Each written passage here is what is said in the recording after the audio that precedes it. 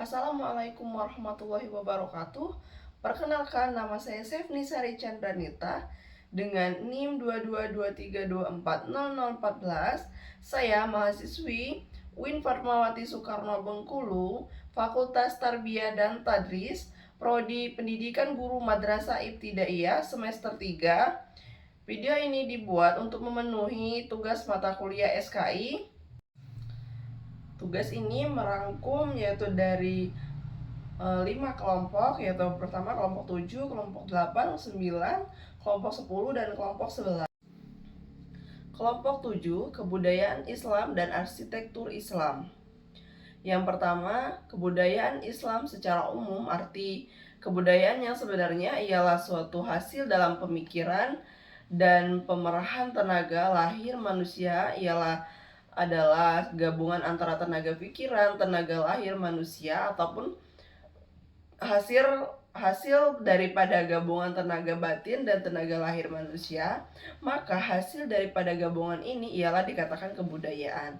Jadi kalau begitu, seluruh kemajuan baik yang lahir maupun yang batin, walau di bidang apapun, dianggap kebudayaan, sebab hasil daripada daya pemikiran dan daya usaha tenaga lahir manusia akan tercetuskan soal-soal politik, pendidikan, ekonomi, sastra, seni, pembangunan, dan kemajuan-kemajuan lainnya.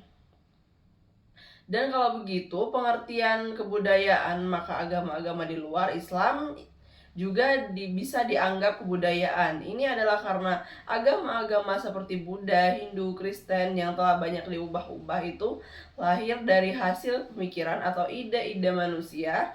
Ya adalah ciptaan akal manusia. Sebaik agama Islam tidak bisa dianggap kebudayaan sebab ya hasil daripada pemikiran dan ciptaan manusia, bukan hasil budidaya atau tenaga lahir manusia. Agama Islam adalah suatu yang diwahyukan oleh Allah Subhanahu wa taala. Yang kedua, seni dan arsitektur Islam. Arsitektur ialah susunan ruang-ruang yang dirancang untuk kegiatan tertentu, diintegrasikan dengan harmonis ke dalam sebuah komposisi menurut HKI Ishar tahun 1995. Yang ketiga, faktor utama syarat arsitektur yaitu yang pertama fungsional, yang kedua struktural, dan tiga estetika. Fungsi dengan cara bangunan ini dapat melayani pemakaian dalam suatu kegiatan mengandung proses, sedangkan struktur ialah bagian-bagian pokok bangunan yang tersusun menjadi bangunan yang menentukan. Arsitektur Islam merupakan wujud perpaduan antara kebudayaan manusia dan proses penghambatan diri seorang manusia kepada Tuhannya, yang berada dalam keselarasan hubungan antara manusia, lingkungan, dan penciptanya. Arsitektur Islam mengungkapkan hubungan geometris yang kompleks, hierarki bentuk dan ornamen, serta simbolis.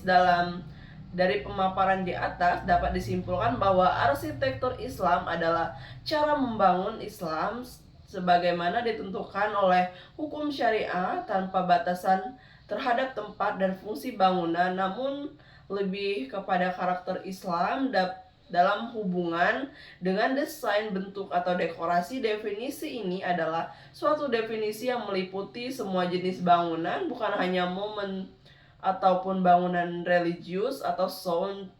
Dari 2002 halaman 2. Telah diketahui bersama, arsitektur Islam merupakan salah satu gaya arsitektur yang menampilkan keindahan dan kaya akan makna. Setiap detailnya mengandung arsitektur simbolisme dengan makna yang sangat dalam, sehingga satu makna yang terbaca pada arsitektur Islam itu adalah yang ketiga, yaitu seni ruang dan arsitektur. Arsitektur termasuk di dalam seni ruang dalam esensi atau seni menurut Islam. Hal ini dikarenakan arsitektur merupakan seni di visual yang mengandung kemajuan peradaban Islam.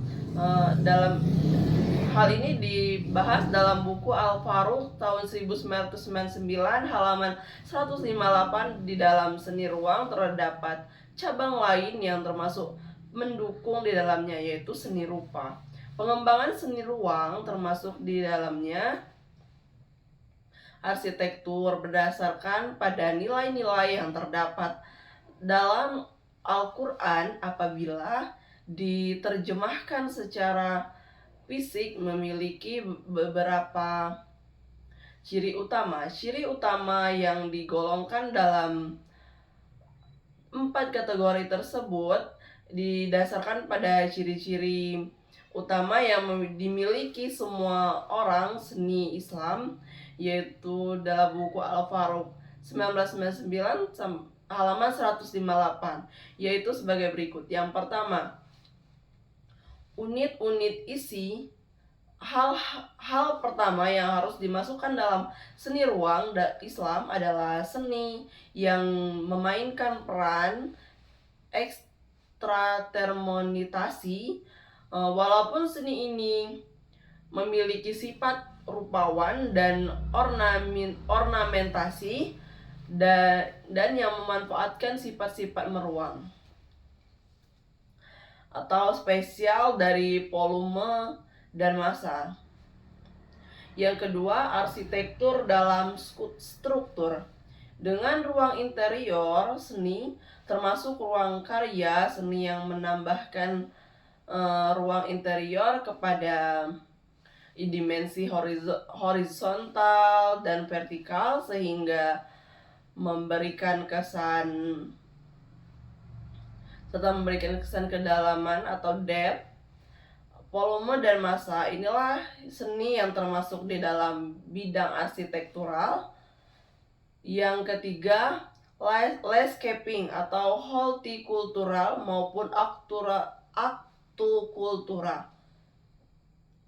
Landscaping suatu bentuk seni yang dikembangkan secara luas dan sangat berhasil oleh bangsa-bangsa Islam, baik itu karena hortikultura yang indah dalam artian penanaman dan pemeliharaan tanaman, serta seni akultura yang juga kreatif dan indah, atau ilmu yang memakai air dengan arsitek dan dalam kanal, kolam, air mancur, dan air terjun. Yang keempat, desain kota dan desa. Penanganan ruang secara estetika ini meliputi pula hubungan antara satu bangunan dengan bangunan lain di dekatnya, dan ruang terbuka sekelilingnya, dan dengan kampung kompleks, desa, perumahan, kota, atau kota yang ditempati perumahan tersebut. Aspek lingkungan yang membangun ini tidak kurang pentingnya dalam seni Islam. Itu yang dari sini dapat disimpulkan bahwa secara umum arti kebudayaan yang sebenarnya ialah suatu hasil daya pemikiran dan pemerahan tenaga lahir manusia ialah gabungan antar tenaga pikiran dan tenaga lahir manusia, ataupun hasil daripada gabungan tenaga batin, tenaga lahir manusia. Maka hasil dari gabungan inilah yang dikatakan sebagai kebudayaan. Arsitektur ialah susunan ruang-ruang yang dirancang untuk kegiatan tertentu, diintegrasikan dengan harmonis ke dalam sebuah komposisi.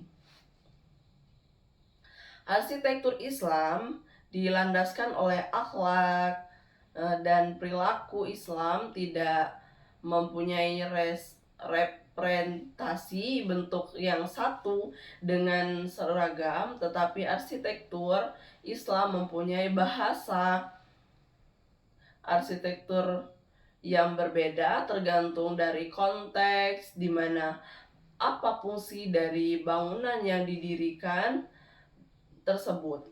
Karya arsitektur Islam tidak pula dibatasi oleh wilayah, benua, dan negara, karena kita karena kita akan melihat kekayaan arsitektur Islam dari keragaman tempat dan membawa ciri khas dari wilayah masing-masing.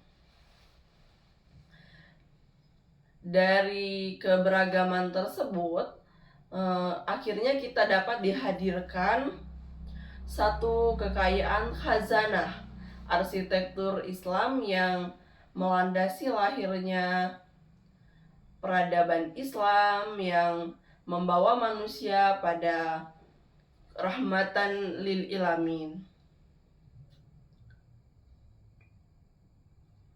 yaitu akan dilanjutkan ke kelompok 8 dengan resume ini yang berjudul Kebudayaan Islam dan Kesusastraan dan Ilmu Pengetahuan Islam.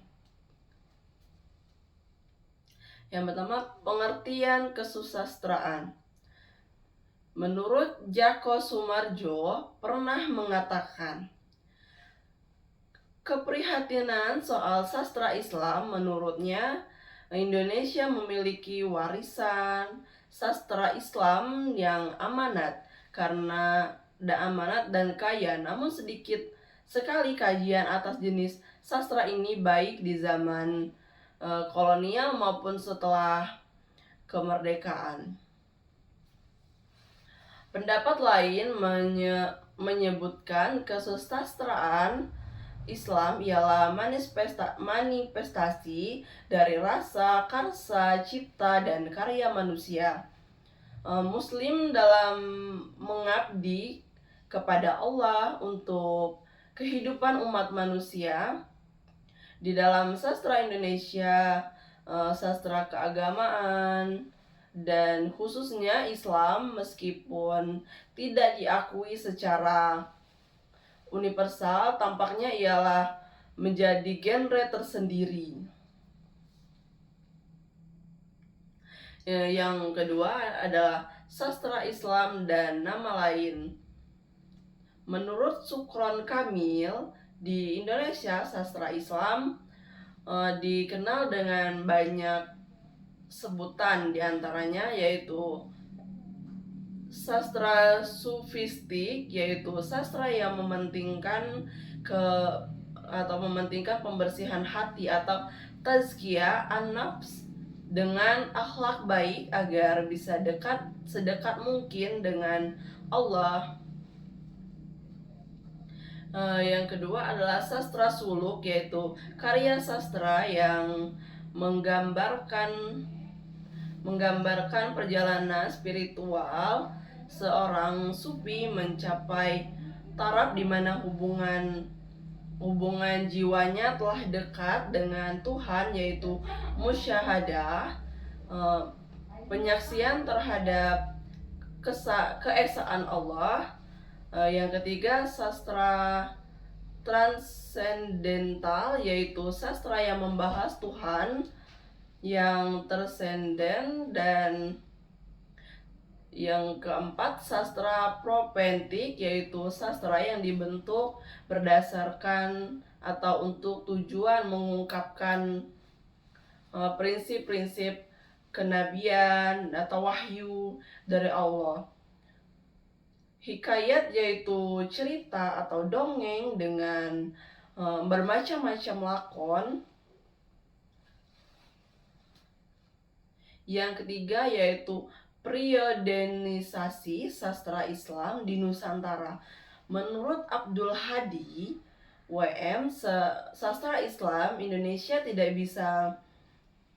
bisa lepas dari perkembangan sastra Melayu, sedangkan perkembangan sastra Melayu Islam sejak awal kemunculannya hingga akhir zaman klasiknya dapat dibagi menjadi 4 periodenisasi. Yang pertama yaitu sastra Islam Nusantara zaman awal. Zaman awal ditandai dengan munculnya terjemahan dan saduran karya-karya Arab dan Persia ke dalam bahasa Melayu. Babakan ini bersamaan dengan munculnya dua kerajaan Islam awal, yaitu Samudra Pasai tahun 1270 sampai 1516 Masehi dan Malaka pada tahun 1400 dan 1511 Masehi. Yang kedua, sastra Islam zaman peralihan. Zaman peralihan berlangsung kebersamaan dengan masa akhir kejayaan Malaka dan munculnya Kesultanan Aceh Darussalam, yaitu pada tahun 1516 sampai 1700 Masehi. Zaman ini ditandai dengan usaha Melayunisasi, hikayat-hikayat Arab dengan Persia, pengislaman kisah-kisah warisan zaman Hindu, dan penulisan epos lokal serta historiografi, syair-syair tasawuf, agiografi sufi, dan alegori mistik mulai ditulis pada zaman ini. Sastra Islam Nusantara zaman akhir. Zaman akhir membentang dari awal abad ke-18 hingga ke abad ke-19 Masehi. Pada periode ini, karya-karya keislaman ditulis dengan berbagai pusat kebudayaan Islam baru seperti Palembang, Banjarmasin, Patani, Johor, Riau, Klaten, dan tempat-tempat lain di Kepulauan Melayu. Sekalipun sejak lahir abad ke-18, kerajaan-kerajaan Islam ini sudah jatuh ke tangan penguasa kolonial sebagai Belanda dan Inggris. Namun kegiatan penulisan sastra Islam dalam terus berlanjut hingga awal abad ke-20 Masehi berdasarkan pokok pembahasan dan corak pengajiannya. Keseluruhan hikayat Melayu lazim dibagi ke dalam 10 jenis hikayat. Yang pertama, hikayat para nabi, biasanya disebut surat Anbiya. Yang kedua, kisah-kisah berhubungan dengan kehidupan Nabi Muhammad SAW. Yang ketiga, sahabat dan kerabat Nabi. Yang keempat, hikayat pada wali sufi. Yang kelima, hikayat pahlawan atau epos. Yang keenam, hikayat para bangsawan. Yang ketujuh, perumpamaan atau alegori sufi. Yang kedelapan itu ada cerita berbingkai, atau yang kesembilan kisah jenaka. Yang ke-10 karya bercorak ataupun historiografi. Yang D, sastra Islam Nusantara zaman klasik. Zaman klasik Melayu berlangsung pada akhir abad ke-16 hingga awal abad ke-18 Masehi. Periode ini ditandai dengan kesadaran pengarang Melayu untuk membubuhkan nama diri dalam karangan yang ditulisnya syair-syair tasawuf, karya bercorak sufistik lain kian banyak dilahirkan dalam periode ini. Begitu juga epos, karya sejarah, dan roman lebih orisinal zaman akhir membentang dari awal abad ke-18 hingga akhir abad ke-19. Pada periode ini, karya-karya keislaman ditulis di berbagai pusat kebudayaan Islam baru seperti Palembang, Banjarmasin, Patani, Johor, Riau, Klaten, dan tempat-tempat lain. Yang keempat itu adalah hakikat ilmu. Pada hakikatnya ilmu pengetahuan untuk mencari kebenaran ilmiah sesuai dengan kaidah-kaidah ilmiah dengan ilmu pengetahuan, maka di setiap manusia akan bisa mendapatkan sebuah kebenaran melalui proses-proses tertentu, baik dengan melakukan penelitian ilmiah maupun dengan berbagai cara lainnya. Ilmu pengetahuan dalam Islam dipandang sebagai kebutuhan manusia dalam pencapaian kesejahteraan, kehidupan di dunia dan akhirat, memberi kemudahan dalam mengenal Tuhan. Oleh karena itu, Islam memandang bahwa ilmu pengetahuan merupakan kebagian dari pelaksanaan kewajiban manusia sebagai makhluk Allah Subhanahu wa Ta'ala yang berakal. Yang kelima itu Islamisasi ilmu pengetahuan.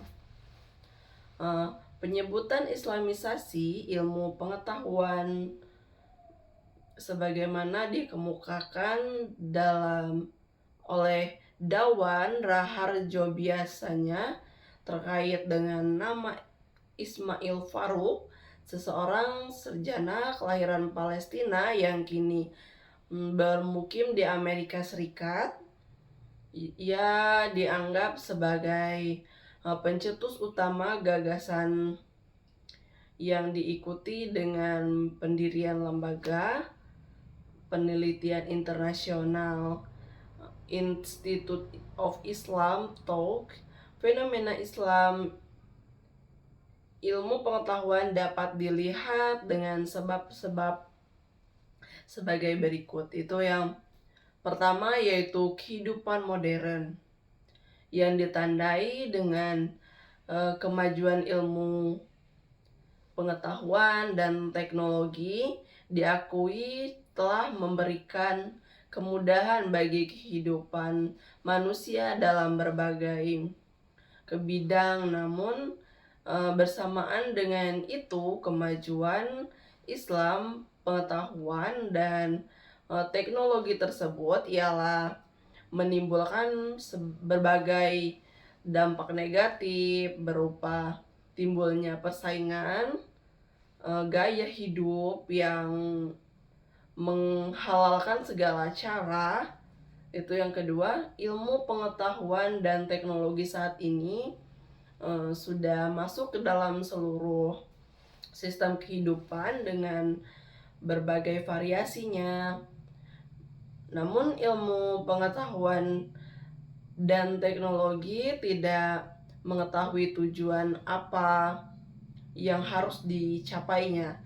Maka agamalah yang memberitahu tentang tujuan yang harus dicapai oleh ilmu pengetahuan. Einstein pernah mengingatkan bahwa ilmu pengetahuan tanpa agama adalah buta. Yang ketiga, Islamisasi ilmu pengetahuan juga terjadi sebagai respon terhadap ilmu pengetahuan dan teknologi yang berasal dari Barat dengan sifat dan karakternya yang sekular, materialisasi, dan ateis. Yang keempat, Islamisasi ilmu pengetahuan menjadi salah satu tumpuan umat manusia dalam upaya menyelamatkan kehidupan dari bencana kehancuran. Yang kelima, Islamisasi ilmu pengetahuan juga dapat dilakukan dengan cara melakukan integrasi antar dua paradigma agama dan ilmu yang seolah-olah memperlihatkan perbedaan. Al-Ghazali mengklasifikasikan ilmu dalam 4 sistem sebagai berikut, yaitu yang pertama, pembagian ilmu atas dasar teoritis dan praktis. Yang kedua, pembagian atas dasar yang dihadirkan dan dicapai.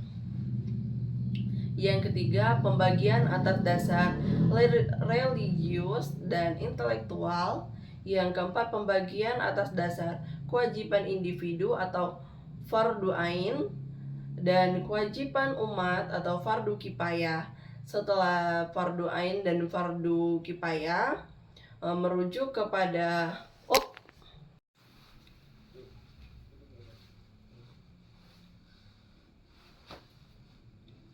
istilah fardu ain dan fardu kifayah merujuk pada kewajiban agama. Yang keenam, pentingnya ilmu pengetahuan dalam Islam. Dalam pandangan Islam, menuntut ilmu dianggap sangat penting. Alasannya karena belajar dalam Islam bertujuan agar kita dapat ilmu untuk hidup di dunia dan memperoleh bekal untuk di akhirat. Ilmu yang kita peroleh dapat disimbolkan sebagai bunga-bunga ibadah. Maksudnya kita harus memahami untuk apa kita hidup di dunia, kedamaian dan keindahan dalam hidup dengan ilmu baik akan mencerminkan akhlak mulia. Maksudnya yaitu bahwa ilmu mengandung tantangan yang sistematis dan mampu membentuk karakter seseorang. Seperti seperti apa ilmu yang dimiliki seseorang, maka itulah kira-kira cerminan akhlaknya. Ilmu merupakan cahaya kehidupan bagi umat manusia. Dengan ilmu, kehidupan di dunia terasa lebih indah, yang sesusah akan terasa mudah, yang kasar akan terasa lebih halus. Terus selanjutnya yang ketujuh, kemajuan dan kemunduran ilmu pengetahuan. Peradaban Islam mengalami puncak kejayaan pada masa Daulah Abbasiyah, yaitu masa ilmu pengetahuan pada masa Islam sangat maju secara pusat. Kemajuan ilmu pengetahuan pada masa ini disebabkan adanya gerakan terjemah antara besar-besaran terhadap naskah-naskah asing ke dalam bahasa Arab, terutama naskah-naskah Yunani. Namun kejayaan Islam terhadap filsafat dan ilmu pengetahuan akhirnya hilang dengan dihancurkannya pusat studi Islam Baghdad oleh bangsa Mongol. Selain itu, faktor interumat Islam yang juga menjadi penyebab mundurnya ilmu pengetahuan dan filsafat. Hal ini terwujud dalam perbedaan antara fuqaha dan sufiyah, demikian pula antara Mu'tazilah dan Asy'ariyah. Kemunduran pemikiran Islam, kemunduran setelah abad yang ke-23 abad yang ke-13 Masehi hingga sekarang.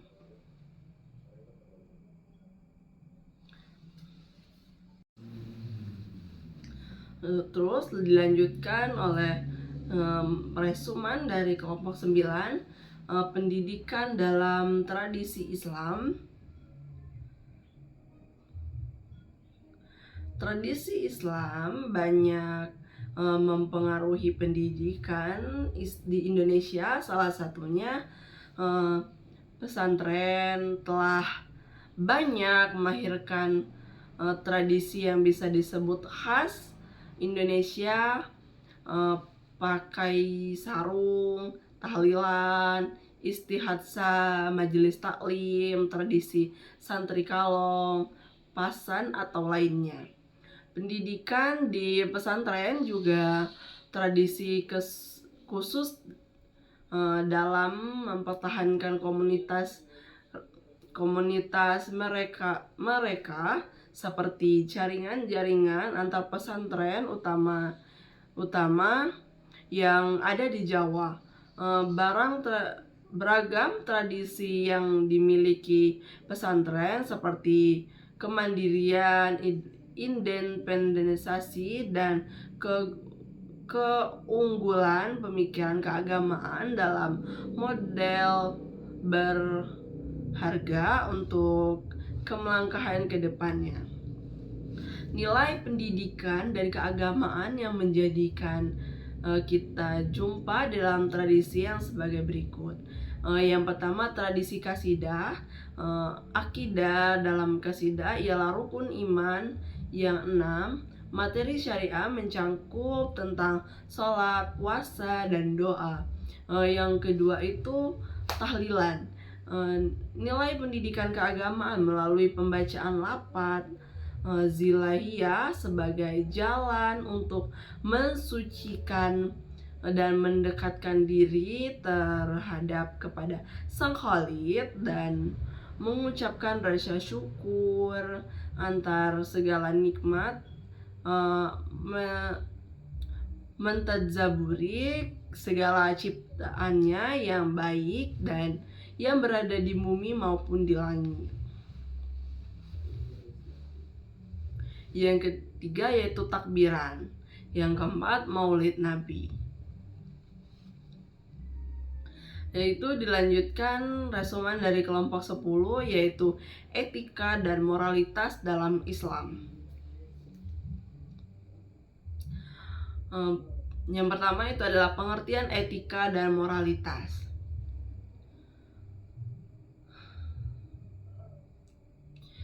Yang pertama, etika. Menurut para ulama, etika adalah ilmu menjelaskan arti baik dan buruknya, menerangkan apa yang seharusnya dilakukan oleh manusia, menyatakan tujuan yang harus dituju oleh manusia di dalam perbuatan mereka, dan menunjukkan jalan untuk melakukan apa yang seharusnya diperbuat oleh manusia.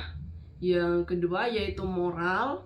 Dalam arti istilah adalah suatu istilah yang digunakan untuk menentukan batasan-batasan dari sifat, perangai, kehendak, pendapat, ataupun perbuatan yang secara layak dapat dikatakan benar, salah, baik, ataupun buruk. Moralitas dalam Islam adalah tindakan manusia yang dapat menyeimbangkan dan menstabilkan antara nilai spiritual dan nilai sosialnya, sehingga dapat mewujudkan suatu nilai moral yang harmonis. Dan 3 yaitu etika dan moral dalam perspektif Islam. Dalam sejarah Islam, etika dan moral berkaitan dengan berbagai aspek kehidupan, termasuk dalam hubungan dengan Allah, sesama manusia, dan lingkungan sekitar. Etika dan moral dapat dihubungkan dengan Allah meliputi hal-hal seperti iman, takwa, ketaatan, dan tawakal. Etika moral dalam hubungan sesama manusia meliputi kejujuran, toleransi, kasih sayang, dan keadilan. Sedangkan etika dan moral dalam hubungan dengan lingkungan meliputi sebagai pemeliharaan alam dan kelestariannya.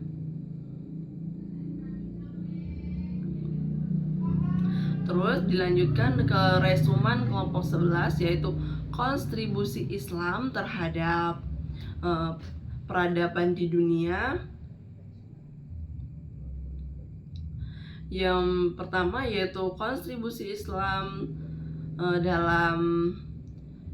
kontribusi Islam adalah sumbangan atau pengaruh agama Islam berbagai aspek kehidupan seperti sosial, ekonomi, politik, budaya, dan ilmu pengetahuan.